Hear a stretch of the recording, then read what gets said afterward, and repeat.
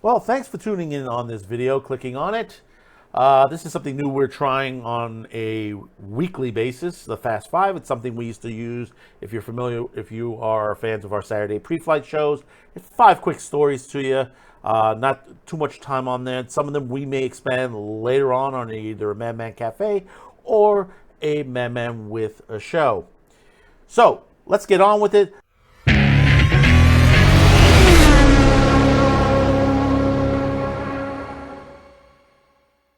Let's start off with this. Another Hollywood elite has been caught faking what their nationality is. Hollywood top Native American producer is faked, activists claim.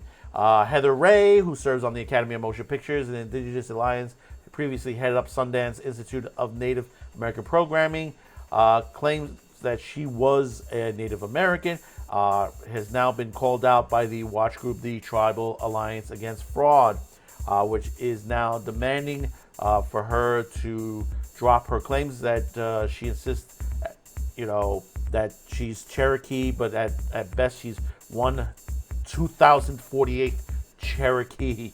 It's about as bad as Elizabeth Warren had called herself on there. And of course, of the Little Feather situation where you found out that actually she wasn't Native American and she was actually Mexican. Moving on over at HBO Max, since the terrible reception of the Velma series, HBO Max has decided to cut its ways with its younger viewer series, Scooby-Doo and the Mystery Puffs. It's no longer going forward with this at HBO Max.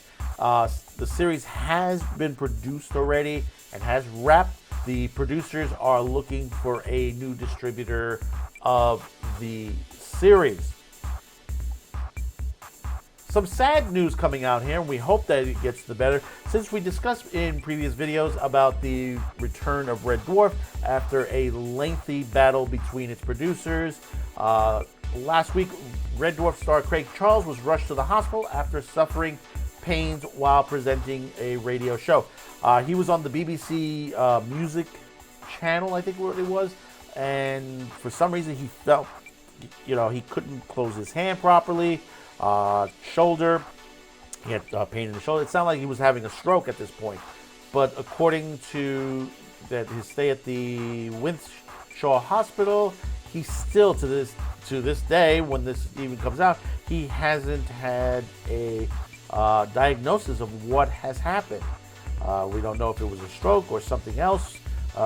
You can comment it below. You can figure out what it could be. I'm no doctor, but hey, listen, we wish him well, because there's going to be a long road ahead, because Red Dwarf is splitting in 2 directions. If you know that situation, that the producers have agreed to just basically create their own Red Dwarf universes. Well, continuing on with the success of John Wick, which basically is about almost 140 million worldwide. Lionsgate is pretty much looking not to say goodbye to the John Wick series, but to have more of the storyline. I mean, you have to remember, it dominated here in the U.S. for over $73 million at the box office. And it is now considered, I believe, the number one between all 4 movies. It number 1 in the box office as far as opening. I mean, even from the first movie, all the other 3 movies were excellent movies. I haven't seen number 4 yet, and it looks like they want to continue. I know there is a second series coming. I think a ballerina that's coming for it, and I think the TV series that is also coming from the Continental Hotel. Also, R.I.P. Lance Reddick. We will miss your character very, very much if they do any more of these, because such a wonderful actor, such a wonderful character that he was in the John Wick series. I mean, actually, all the characters, I really did enjoy this series. And this is what Hollywood needs to understand. This is how you build a fan base. This is how you create bodies in the theater. because basically you have movies like this that have great action, a great storyline, and you can continue with it with sequels, spin-offs, and TV series. That is how things should be in Hollywood, but they don't realize that yet, and they just have it, to the point. Remember, this is Lionsgate. Lionsgate is expanding. They're opening another place in New Jersey, and that's very, very soon. They have a big studio that's going to be opening up here across the river in New Jersey, and they're going to make more productions. And finally, James Bond icon Roger Moore's son has said in an interview that only a man can play the famous spy. Jeffrey Moore, or Jaffa, joined the Pop Culture Fray on Thursday, declared the role of James Bond should only be played by men, considering after what happened at the end of the last James Bond film. He told the UK Express recently. He said, well, maybe 006 should be a woman or something like that. But one thing I've always learned, and I've learned onto this, and you have to understand, from the time period Ian Fleming wrote this is during the Cold War. James Bond, 007, was the 007, the 00 moniker are gentlemen spies. And you would say, well, why can't women? No. It's basically, this is one type of spy.